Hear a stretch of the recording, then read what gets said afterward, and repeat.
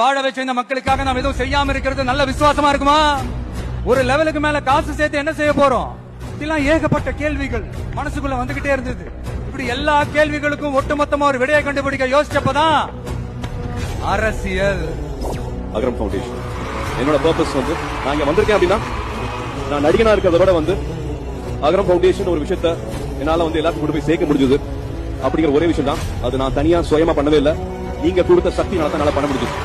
அது நீங்க என்ன பண்ண வச்சீங்க, எனக்கும் ஒரு வாழ்க்கையை கொடுத்து அது மூலமா எனக்கு ஒரு சக்தியை கொடுத்து இப்போ கிட்டத்தட்ட ஒரு 7000 8000 தங்கைகள் தம்பிகள் வந்து பட்டதாரியா இருக்காங்க, கிராஜுவேட்ஸ் இருக்காங்க, இன்னும் நிறைய பேர் ஆவாங்க. என்னங்க பெரிய பணம் வேணுங்கிற அளவுக்கு பார்த்தாச்சு.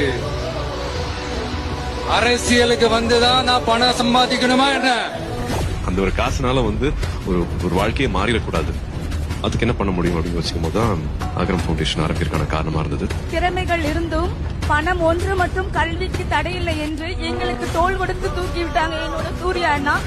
இப்ப பல வெற்றிகளை கண்டு நான் உங்க முன்னாடி வந்து நிக்கிறேன். என்னோட கெரியரின் உச்சத்தை எப்படி என்னோட கெரியரின் உச்சத்தை உதறிட்டு அந்த ஊதியத்தை உதறிட்டு உங்க விஜயா உங்களை மட்டுமே நம்பி வந்திருக்கேன். தகுதியே இல்லாத ஒருத்தனை, எந்த தகுதியுமே இல்லாத ஒருத்தனை நீங்க நடிகனை ஆக்குனீங்க, நீங்க சூர்யாவா பாத்தீங்க, எனக்கு இந்த வாழ்க்கையை கொடுத்தீங்க. சோ நான் எதுவா இருக்க முடியும், நான் எப்படி பிரயோஜனமா இருக்க முடியும் இந்த சமுதாயத்துக்கு, இந்த சூர்யாவா ஒரு அடையாளம் கொடுத்த சமுதாயத்துக்கு நான் என்னவா இருக்க முடியும், பிரயோஜனமா இருக்க முடியும் அப்படின்னா நம்மளுடைய இந்த அகரத்துல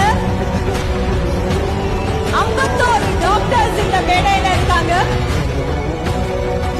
எங்க போனாலும் இது வெறும் சும்மா கூட்டம், ஓட்டு போட மாட்டாங்கன்னு சொல்றாங்க.